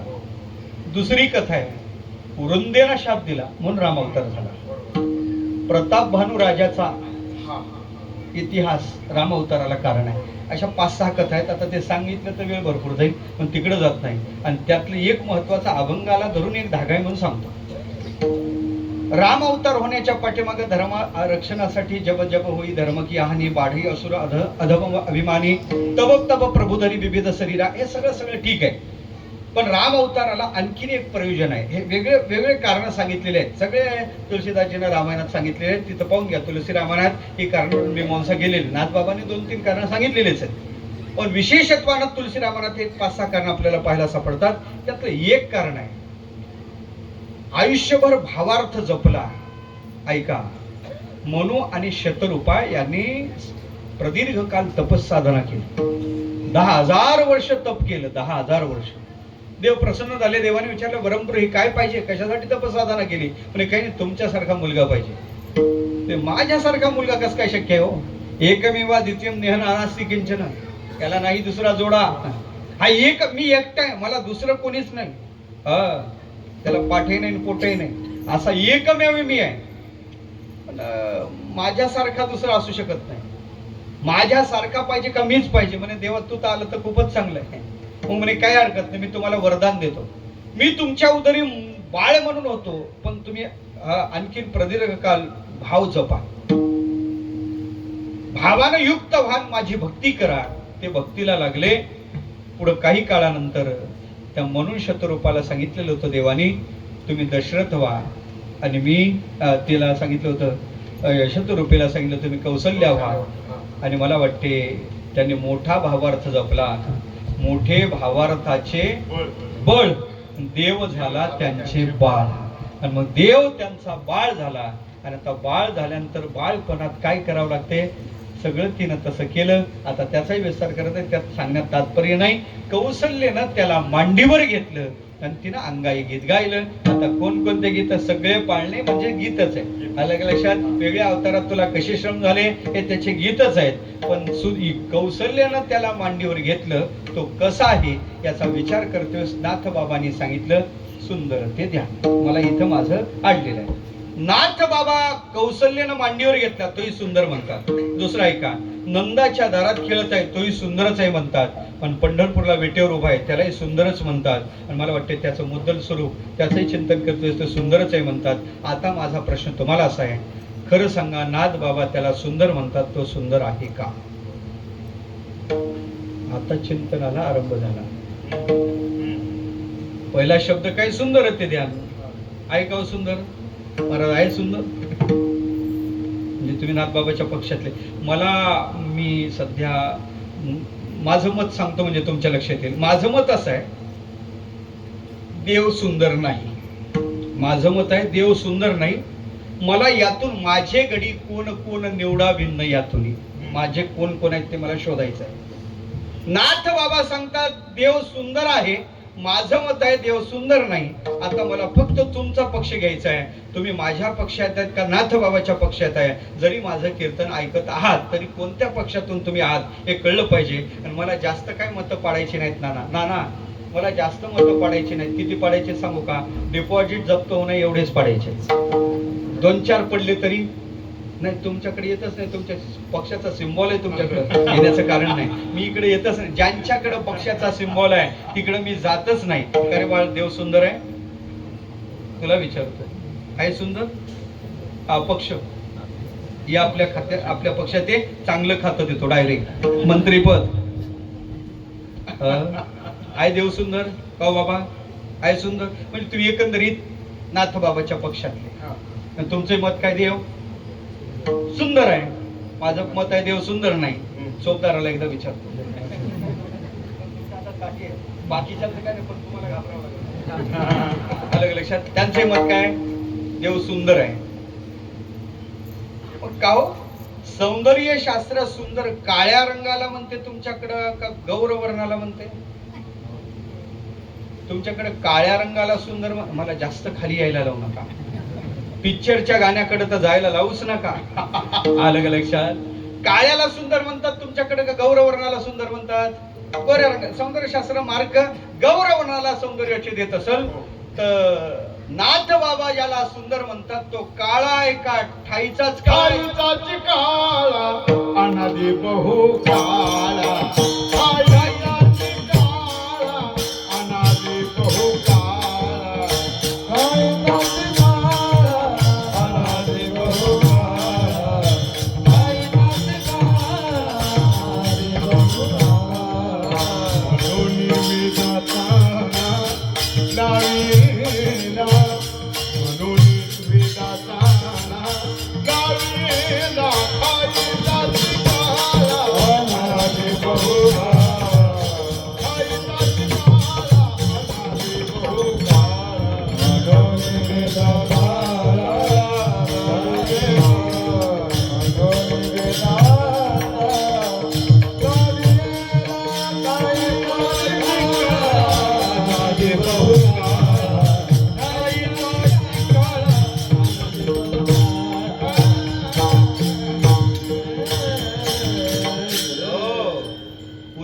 कसा आहे तो?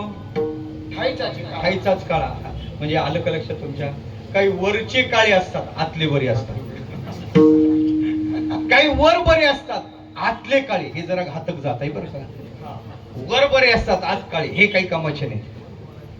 त्याच्यानंतर काही वरही बरी असतात आणि आतही बरी असतात. आणि काही वरही काळेच असतात आणि आतही त्याला काय म्हणायचं? ठाईचाच काळा.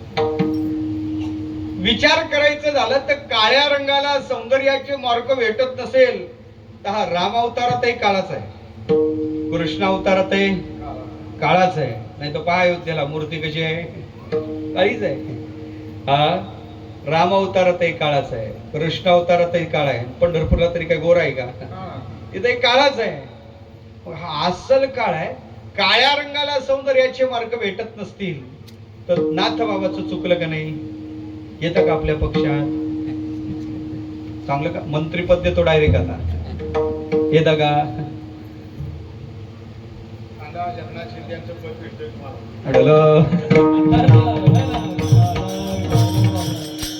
चालूच आहे ना नाना, म्हणूनच मी तो विचार केला किती फुटतील तेव्हा पाहू विठाला. पण पक्के दिसतात बरं काही पक्षाचे. एक काही फुटायची तयारी दाखवत नाही का? नाही. मग काळ्याला सुंदर म्हणत नाही तरी देव काळा आहे, मग सुंदर का? बरोबर आहे का? काहीतरी हो किंवा नाही तर म्हणा ना. हो तरी म्हणा, नाही तरी मला काहीतरी चालायला जमते पुढं. येतं का आपल्याकडं? नाही. बरं जाऊ द्या. कधी कधी रंगाचं काळेपण मान्य होते. रंगाचं काळेपण मान्य होते. राम अवतारात रंगाचं काळेपण आहे, जाऊ द्या. या कृष्ण अवतारात कधी कधी रंगाचं काळेपण मान्य होते. रंगाचं काळेपण पण गुण चांगले पाहिजे. आपल्याकडे मन नाही का हो? वाहनानं नाही तर गुणानं तरी. काही वाहनानंही काळे असतात, काही गुणानंही काळीच असतात. कधी कधी रंगाचं काळेपण मान्य होतं. उदाहरण सांगतो. बाप गेला, पोराची चोरी करून आलो. म्हणे बाळ्या, म्हणे काय? तुझी चोरी करून आलो. पण बाबा मी मुलगी पाहिली ना, डायरेक्ट चोरी कशी गेली? म्हणे चिंता करू नको, फोटो आणला. बापाने फोटो पुढे धरला. पोरगी काळी कुट्ट होती, फोटो तर ओळखू येत नव्हती. म्हणे बाबा इतक्या काळ्या कुट्ट मुलीशी मी लग्न करणार नाही म्हणजे करणार नाही. हे होतं सुशिक्षित बेकार. बाप म्हणे अरे काट्या मी शब्द देऊन आलो. म्हणे बाबा तुमचा शब्द गेला. घालतात का तुमच्याकडे? कशात घालतात? खड्ड्यात का? मला वाटतं पितृवचनासाठी रामे वनवास गेला त्यातले कोणी आहेत का? म्हणे बाबा तुमचा शब्द गेला खड्ड्यात. बरं झालं खड्ड्यात घातला. खड्ड्यातला काढाय तरी जमतो. बाप वैतागला, चिडला. बापाने अख्खं बाप पुराण वाचलं. बाप पुराण 18 पुराणात हे पुराण. हाडाचे काळे केले, रक्ताचं पाणी केलं, हे केलं ते केलं, सगळं बोलला. शेवटी बाप एक वाक्य बोलला, काट्या रंगावर काय जातो? पोरगी महिन्याला 1 लाख रुपये पेमेंट कमावते. मग त्याने अर्धा तास डोकं खाजवलं. मग विचार केला, रिकामच नाही म्हणलो, उगीच नाही म्हणलो, रिकामच नाही म्हणलो, उगीच नाही म्हणलो. अर्ध्या तासाने पाण्याचा ग्लास भरला, बापाच्या जवळ आला, बापाच्या हातात ठेवला. म्हणे हो बाबा खरंच रागावले का तुम्ही? आणि खरंच रागावले का तुम्ही? मग तुम्ही शब्द दिलाच ना विठ्ठल.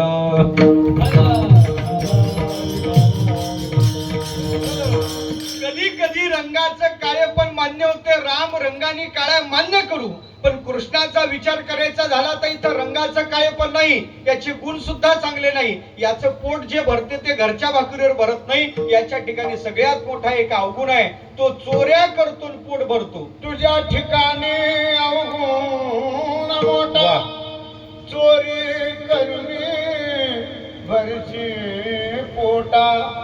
व्रजनारी सुंदरीचा वडा, आडवीची अवगुणला. वेळ लाविले कान्होया,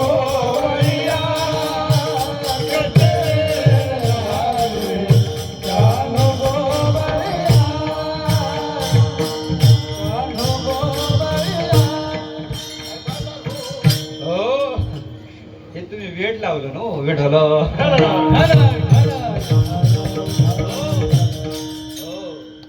याच्या ठिकाणी ऐका, रूपाचं सौंदर्य नाही. हा चोर आहे. चोर चोरात 2 प्रकार आहेत बरं का. एक घोरटा चोर आणि एक अट्टल चोर. माहितीये का 2 प्रकार? एक घोरटा. घोरटा माहितीये का तुम्हाला? घोरटा प्रकार नाही इकडं. घोरटा चोर सांगतो म्हणजे तुमच्या लक्षात येईल. एक म्हणे महाराज आमच्या गावात वर्षातून एकदाच सप्ताह होते, पण आमचं म्हातारं घरात कोणाला चप्पल घेण्याचं कामच ठेवत नाही. आलं का तुमच्या लक्षात प्रकार? याला घोरटा प्रकार म्हणायचं. हा तो परगावात गेला तरी आलं का लक्षात? याला घोरटा प्रकार म्हणायचं. घोरटा साधा आहे. तुकोबा आपलं नाथ बाबा ज्याला सुंदर म्हणतात, त्या कृष्णाचं चिंतन करायचं झालं तर हा घोरटा चोर नाही, हा अट्टल चोर आहे. मोस्ट वॉन्टेड, मोस्ट वॉन्टेड म्हणून आहे. मी बोलत नाही. नामदेव महाराज सांगतात पुराणात याची प्रसिद्धी देव म्हणून नाही बाबा. ऐसा पुराण प्रसिद्ध चोर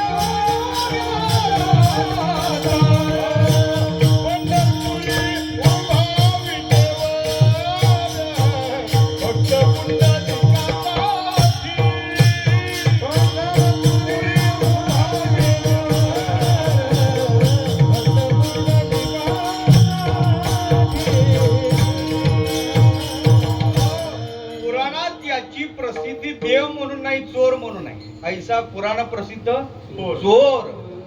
हा अट्टल चोर आहे. काय आहे? अट्टल चोर जर असतील तर ते त्याला त्या पोलीस स्टेशन मध्ये त्याचे नाव चित्र लावतात. आलं का लक्षात? तसं याचं पुराणात नाव चोर म्हणून लावलेलं आहे. ऐसा पुराण म्हणून. अहो मी वेगळं बोलतो का? जनाबाई तरी काय वेगळं सांगता का? मी पंढरपूरचा कोण धरला? देव धरला. धरीला चोर. पंढरपूरचा चोर. देव धरला नाही, चोर धरला. त्याचा अर्थ असा आहे, विषय चालला माझा आणि हे चोर साधा नाही. ऐका, हा चोर अट्टल चोर आहे. रूपानं काळ आहे, रूपाचं सौंदर्य नाही. गुणाचा विचार करायचं झालं तर हा चोर आहे. कोणाला चोरतो? भरपूर जणाला चोरलं महाराज. बाकीचे चोर परवडले, हा परवडत नाही. बाकीचे चोर तुमच्या वस्तू चोरतात आणि ते वस्तू गेल्या तर घ्यायला जमतात. पण हा जो चोर आहे तो तुम्हालाच चोरतो. तुम्हाला चोरियल नंदाच्या नंदने तुका म्हणे येणे गडबडे. तुका म्हणे येणे गडबडे.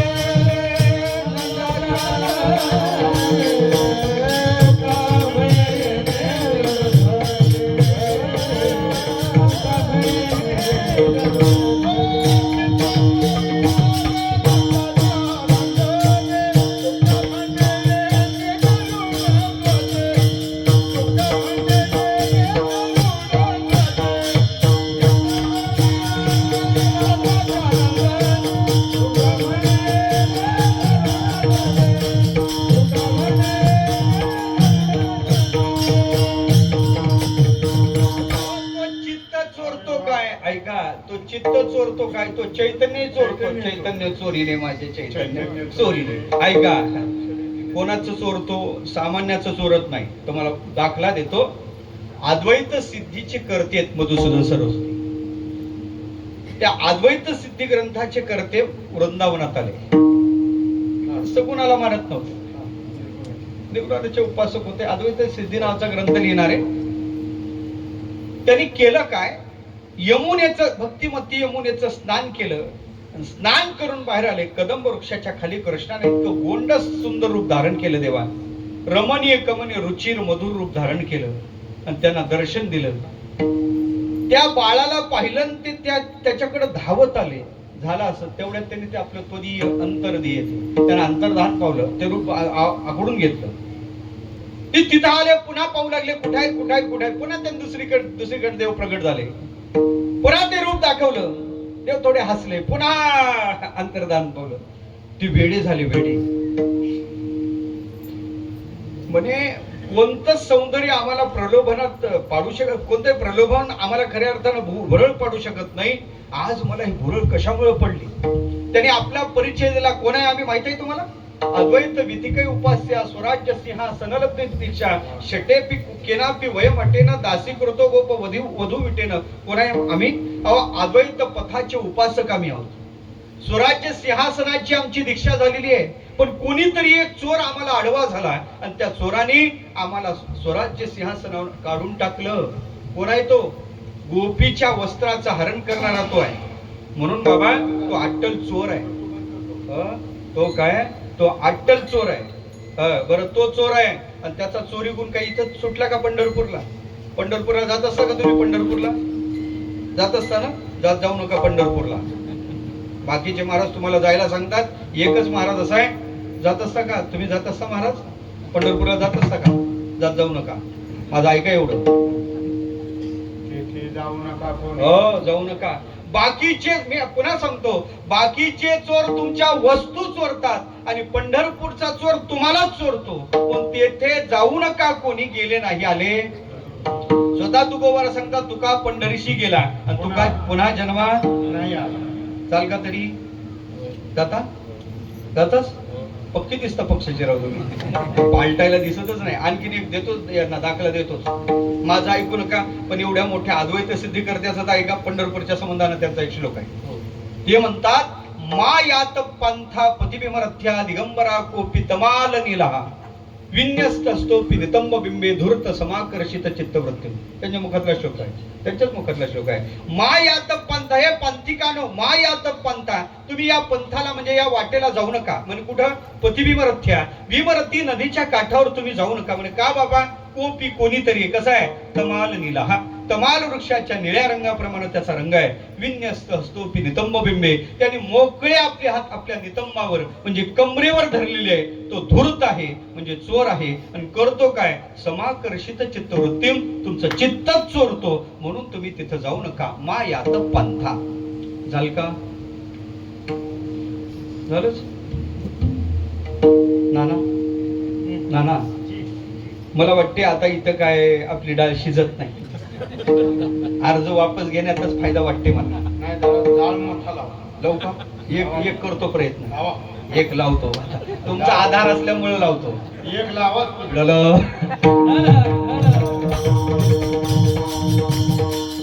एक प्रयत्न करतो ना. ऐका आता तुम्ही मला सांगा, तुम्हाला एक माझा प्रश्न आहे. माणसाने खोटं बोलावं का? हा माझा प्रश्न आहे. त्याचं उत्तर द्यायचं, पण कोणी द्यायचं आहे का? आतापर्यंत जो कधीच खोटा बोलला नाही त्याने उत्तर द्यायचं. एवढीच अट आहे आपली. आतापर्यंत कधीच खोटा बोलला नाही त्याने उत्तर द्यायचं. माणसाने खोटं बोलावं का? आणि आणखीन एक सांगतो, मी बहिरा आहे, मला ऐकायला थोडं कमी येते. जोरात उत्तर आलं तरी चालते. मलाही कळलं पाहिजे तर हरिश्चंद्राची परंपरा कोण चालवते ते. आलं का लक्षात? हा काय प्रश्न आला का लक्षात तुमच्या? माणसाने खोटं बोलावं का? आठ एवढीच आहे कंसातली आपली. आतापर्यंत कधीच खोटा बोलला नाही त्याने उत्तर द्यायचंय. नाही? काय म्हणतील महाराज? रात गेली तरी या प्रश्नाचं उत्तर तुम्हाला इथं भेटणार नाही. त्याच्या पुढे काही बहादर आहेत. त्याच्या पुढचे बहादर सांगू का तुम्हाला? काय म्हणतात महाराज? ही आठ टाकून हा प्रश्न तुम्ही आम्हाला विचारला, हीच आठ टाकून हा प्रश्न जर आम्ही तुम्हाला विचारला तर तुमचं काय? खरं सांगू का? तुमचं जे आहे तेच माझे आहे. झाकली मोठ तेरी भी मेरी भी चूप. मग आता विचारतो तुम्हाला, माणसानं खोटं बोलावं का? बोलावं का? नाही. मग तुमचा देव खोटा बोलतो का नाही? बोलतो का नाही? सांगू सांगू खरं सांगा, माती खाल्ली होती का नाही? खाऊ सुद्धा काय म्हणतो?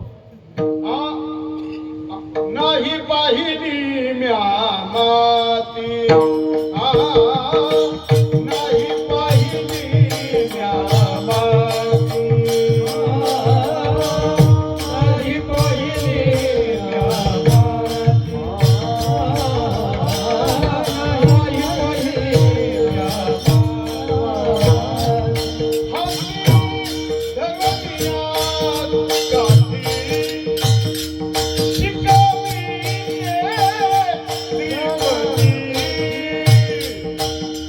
यमुनेची माती खाती का? यमुनेची माती खाती का? आई नाही पाहिली म्या माती, नाही पाहिली म्या माती,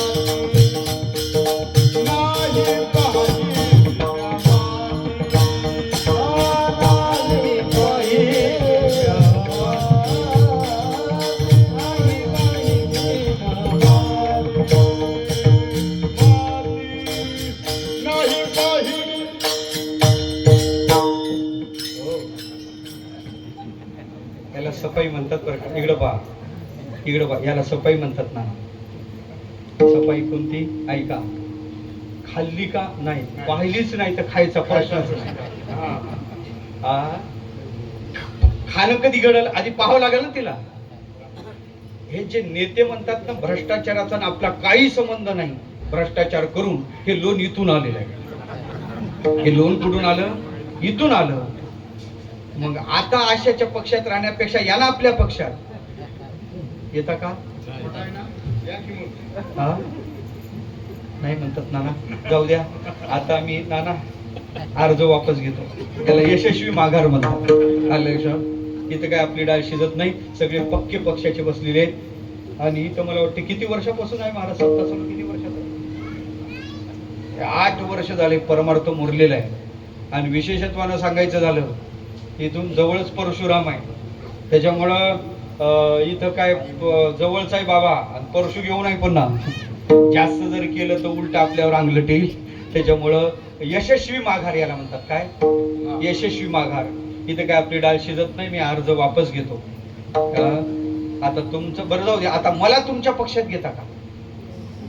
तुमचा प्रचार करतो ना देव सुंदर आहे असं सांगतो ना, मग तुम्ही म्हणाल महाराज हेच करायचं होतं तर हा दरडी प्राणायाम केला कशासाठी तुम्ही एवढा? केला कशासाठी? त्याचं उत्तर आहे का? पूर्वीच्या काळी माता भगिनी जात्यावर दळायच्या, त्या जात्याला खुंट राहायचा, ती माऊली ठोका टाकायची त्या खुंट्यावर, पुन्हा हलवायची, ठोका टाकायची, पुन्हा हलवायची. मी म्हणलं पक्का करायचा तर ठोकाच टाक ना, हलवते कशाला? त्याचं उत्तर आमच्या संतांनी दिलं, पहिले खुंट हलवला पाहिजे आणि खाच्यात खाचा बसला पाहिजे, मग ठोका पडला पाहिजे. हलवून खुंट आधी करावा बळकट, मग तयाच्या आधारे. मग तसंच आहे देवा, अभंगात येणाऱ्या आक्षेपाचा पहिले विचार करा, मग अभंगाचा विचार, त्याच्या अनुषंगाने विचार करा. असं आक्षेपस्य समाधानम हे व्याख्यानाचं एक लक्षणही आहे. म्हणून मला सांगायचं काय तर मग तुम्ही आता एकच आहे, मीडियाला एक विनंती आहे. काय? मी आता देव सुंदर आहे असं सांगतो, पण एक करा, मागच्या क्लिपान आताच्या क्लिपा अशा लावून देऊ नका. मीडियाला घाण सवय असते, मागं काय निंदा केली आता काय स्तुती करतात, ते दोन्ही लावतात ना ते क्लिपा, दोन्ही आपले रूप दाखवतात. म्हणून मागचं खोडून टाका. आता एकच सांगतो, देव सुंदर आहे. मग हे सुंदर नाथ बाबा सांगतात, तर मग तुम्ही काळा आहे तरी सुंदर, हो काळा आहे तरी सुंदर. कशावर म्हणता? ऐका, आपण एखादी विहीर पाहतो, विहिरीत पाणी पाहतो, किंवा वशिष्ठीचंच पाणी पाहतो. वशिष्ठीचं पाणी या दिवसात तुम्ही पाहिलं आणि पाहिल्यानंतर वशिष्ठीचं पाणी पाहतो, वशिष्ठी नदीतलं पाणी खालचं तळ दिसते इतकं शुद्ध आहे. इतकं शुद्ध आहे. आजही पाहतो मी, इतकं शुद्ध पाणी आहे.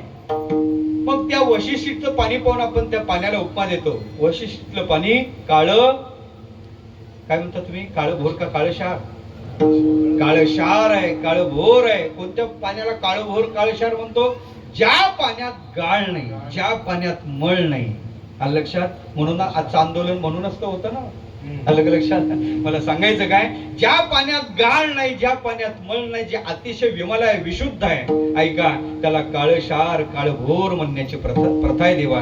तसंच ज्या परमात्मा स्वरूपाच्या ठिकाणी मायेचा सुद्धा मळ नाही, देव एवढा परमात्मा विशुद्ध आहे, म्हणजेच देव काळा आहे, म्हणजेच देव सुंदर आहे.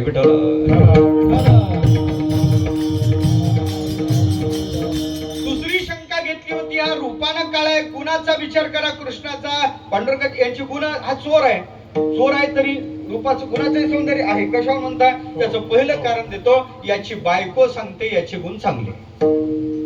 याच्या बायकोचं मत आहे, याच्या सगळ्याचे मार्क पडतात, पण तिचे मार्क पडणं फार कठीण जातात. सगळ्याचं मतदान पडते, पण तिचं आपल्या घरचंच पडेल का नाही सांगायला जमत नाही. फार कठीण असते, महाराज ते कठीण असते. एका गावात कीर्तनाला गेलो. कीर्तन झालं, रात्री 9 ते 11चं कीर्तन झाल्यावर त्याने आग्रह झाला, महाराज खूप दिवसांनी आलात, चला म्हणे घरी चहा घ्यायला चला. नाही बाबा भरपूर वेळ झाला, मलाही जायचंय, नको वेळ घालू. नाही म्हणे महाराज यावंच लागते, भरपूर दिवसाने आले, मी आता सोडणार नाही. प्रेम त्याचं होतच, बिचाऱ्याने नेलं मला घरापर्यंत. त्यानं दारावर थाप टाकली, आतून आवाज आला, कोण आहे? तिने, अगं मीच आहे. यानं आवाज दिल्यावर तिने आतून उत्तर दिलं, झालं का बोंबलत फिरणं? काय उत्तर दिलं? तो आला कुठं होता? कीर्तनाला. ती काय म्हणते आतून, झालं का बोंबलत फिरणं, झालं का? ती तसं बोलल्यावर मी, बाबा येईल पुन्हा कधीतरी चालेल. म्हणे नाही महाराज थांबा थांबा. अगं महाराज आले चहा घ्यायला, दार उघडणं, दार उघडणं. त्यानं दार उघडलं, तिनं दार उघडलं, आम्ही आत गेलो. तिनं त्याच्याकडे पाहिलं, त्याच्यापेक्षा माझ्याकडे जास्त यानं पाहिलं. बैठकीत आम्ही बसलो. बसल्यानंतर तिनं त्याच्याकडे त्याला आत बोलून घेतलं. मग त्याला विचारते, का वाजले किती? म्हणे 11:15 वाजत आले. म्हणे दिवसाची का रात्रीची? म्हणे रात्रीची. ही वेळ का चहा घ्यायची आहे? ही चहाची वेळ आहे? तुम्हाला तर नाहीच. आलं का नाही तुमच्या लक्षात? तुम्हाला तर काय नाहीच, पण कमीत कमी महाराजाला बोला तरी असायला पाहिजे. ही वेळ काय चहा घ्यायची आहे का? ती बोलत त्याला होती ना, ऐकू मला येत होतं. चहा किती गोड लागला असेल तुम्हीच सांगा आता. असंही करत तिनं भांडे वाजवत चहा केला. त्यानं चहा आणला, माझ्या हातात ठेवला. खरं सांगतो, स्वर्गातल्या अमृतापेक्षा सुद्धा इतका चहा गोड लागला, असा चहा मी कधीच पिला नव्हता. तो चहा पिला, तो मला सोडायला मग गाडीपर्यंत बाहेर आला. मग मी त्याला विचारलं, का हो, जरा वहिनी कडकच दिसतात. त्याने दिलेलं उत्तर फार महत्वाचं आहे. ते म्हणे, महाराज, फक्त तोंडाचीच फटकळ आहे, मनाची फार मायाळ आहे. मी तुझी तुला लकला पाहिजे. मला सांगायचं काय, माझा विषय हा चालला, सगळ्याचे मार्क पडतात, पण तिचे मार्क पडणं फार कठीण आहे. हा सुंदर का? रूपानं काळा आहे तरी सुंदर आहे. गुणाचा विचार करा, याचे गुण सुंदर आहे. कशावर म्हणतात? याची बायको सांगते याचे गुण सुंदर आहे. रुक्मिणी मातेच्या मुखातले शब्द आहे. रुक्मिणी माता सांगते, श्रुत्वा गुणान भुवन सुंदर शृण्वतन्ते निर्विश्य कर्ण विवरे हरतोंग तापम. देवा, मी तुझे गुण ऐकले, कानाच्या छिद्रातून ते गुण माझ्या हृदयात गेले. कसं आहे? श्रुत्वा गुणान भुवन सुंदर शृण्वतन्ते. 14 भुवनात तू सुंदर आहे. हो, निर्विश्य कर्ण विवरे, कानाच्या छिद्रातून ती गुण माझ्या हृदयात गेले, आणि परिणाम काय झाला? हरतोंग तापम, माझा ताप नाम दुःख गेलं. ऐका, देवाचे गुण जर वाईट असते, देवाच्या चोऱ्या वाईट असत्या, तर दुःख झालं असतं. एखाद्या नेत्याचा भ्रष्टाचार ऐकला का तळपायची आग मस्तकात जाते. याच्या चोऱ्या ऐकायला स्वतंत्र एक दिवस ठेवलेला असते सप्त्यात. कोणता? दुःख असते का नाही त्या दिवशी तुम्हाला? नाही महाराज, त्या दिवशी सारखा तर आनंद नाही देवा. याचा अर्थ असा आहे, याच्या चोऱ्या जरी असल्या तरी हरतोंग तापम असतील, तर मला वाटते त्या सुद्धा सुंदर आहे. पण परमात्मा गुणांनी सुद्धा सुंदर आहे. म्हणून नाथ बाबा सांगतात, हा राम अवतारा सुंदर आहे, हा कृष्ण अवतारा सुद्धा सुंदर आहे. विषय माझा असा चाललाय. ऐका, कधी कधी आपल्या बाबतीत सांगतो, आपण लहानपणी जन्माला आल्यानंतर एखादं बाळ गोंड सुंदर दिसते, बरं वाटते. तेच बाळ जरा मोठं झालं, दात पडले, हे झालं, जरा त्याचं सौंदर्य कमी कमी होत जाते. उदाहरण सांगतो, एखादं लहान बाळ दिसलं का म्हणतो, हे बाळा थांब रे, पप्पी दे, म्हणतो का नाही? आणि तेच बाळ म्हातारं झालं, रे म्हाताऱ्या थांब रे, नाही म्हणत. का नाही? याचं उत्तर असं आहे, उपजता बरे दिसे रूप वाढताची नासे. हे आपल्या सौंदर्यात दोष आहे, पण परमात्मा सौंदर्य एका अवतारापुरतं टिकते यात विशेष नाही. परमात्मा सौंदर्य प्रत्येक अवतारात तसंच आहे. राम अवतारात राम जसा सुंदर आहे, तसाच त्यानं अवतार बदलला. कृष्ण अवतारात आला आणि नंदाच्या दारात खेळू लागला, तरी त्याचं सौंदर्य तसंच आहे. अभंगाचं दुसरं चरण. सुंदर ते ध्यान नंदाचे अंगणी, सुंदर ते ध्यान नंदाचे अंगणी, सुंदर ते ध्यान नंदाचे अंगणी, सुंदर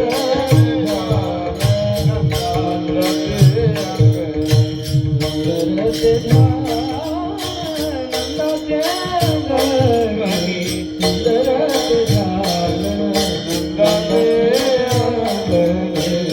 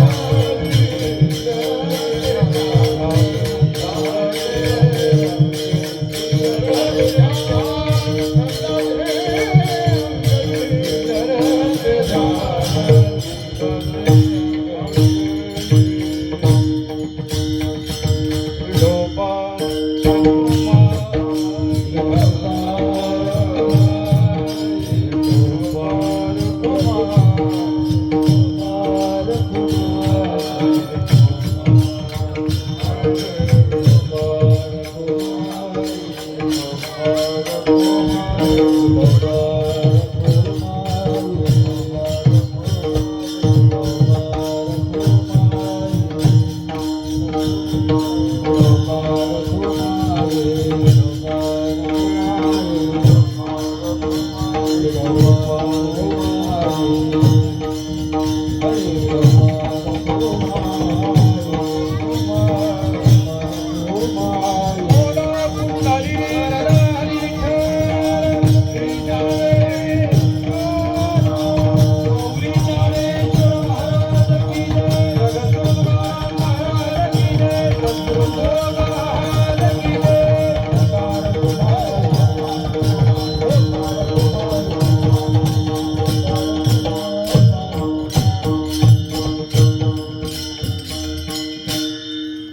घड्याळ